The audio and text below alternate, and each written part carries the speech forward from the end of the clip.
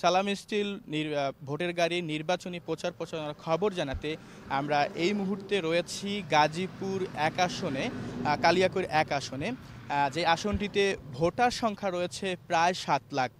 আমরা এই আসনে আসার পর সকালেই এখানে এসেছি এবং এসে ভোটারদের সঙ্গে আমরা কথা বলেছি।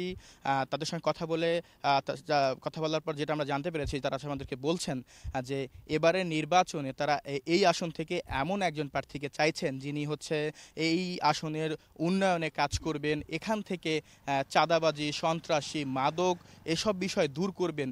সেই রকম একজন প্রার্থী কিন্তু তারা এবার এই আসন থেকে চাচ্ছেন।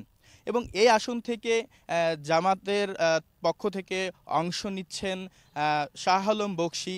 এছাড়াও গতকাল এই আসন থেকে বিএনপির পক্ষ থেকে মনোনয়ন পেয়েছে মুজিবুর রহমান।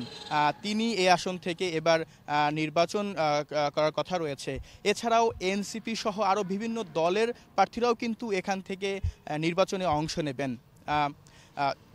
এখানে আজকে যেহেতু জুম্মাবার, শুক্রবার, সকালে তেমন কোনো নির্বাচনী প্রচারণা আমরা দেখতে পাইনি। তবে জুম্মার পর বিভিন্ন মসজিদে, বিভিন্ন এলাকায় গিয়ে গিয়ে গণসংযোগ, উঠান বৈঠক করার কথা রয়েছে প্রার্থীদের। এছাড়াও যিনি বিএনপির প্রার্থী রয়েছেন মুজিবুর রহমান, যিনি গতকাল নমিনেশন পেয়েছেন, তিনি কিন্তু সকালে এখানে একটি পথসভা করেছেন এবং পথসভায় কিন্তু তিনি বলেছেন যে আসলে এখান থেকে যে সকল প্রার্থী রয়েছে সকলকে উনি আহ্বান জানিয়েছেন যে সকল ধরনের ভেদাভেদ ভুলে গিয়ে ঐক্যবদ্ধভাবে কাজ করারও কিন্তু তিনি আহ্বান জানিয়েছেন।